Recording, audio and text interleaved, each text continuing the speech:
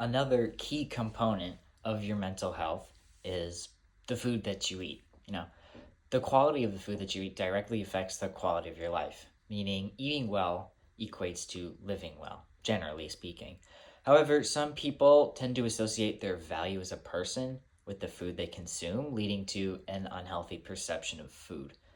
So, here are some pieces of advice for living in a headspace where food does not feel like the enemy.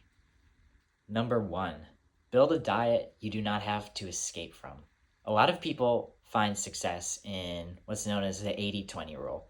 80% of your diet is healthy, and 20% is not really healthy, but much more enjoyable. Waiting for the weekend for a cheat day can be a recipe to disaster because you're creating a reward mentality, which is a pretty slippery slope. Eating things that you enjoy regularly means that you don't risk binging because you are not using food as a source of gratification.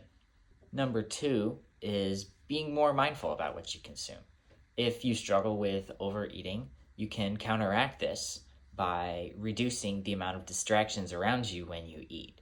So, avoiding screens of any type and just sitting down at a table really helps because you are kept in a headspace of awareness.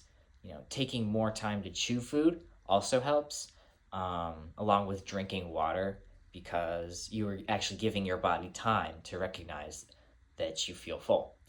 After meal times, if you want a snack, I would recommend checking to see if you're either bored, you're craving something specific, or whether you're actually hungry.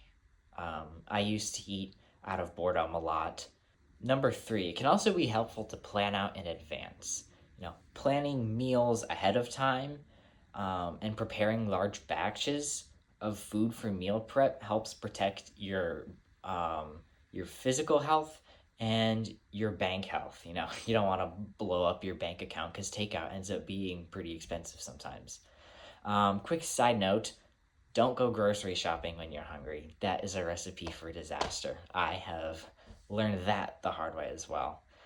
So just end up sticking to what you planned out beforehand.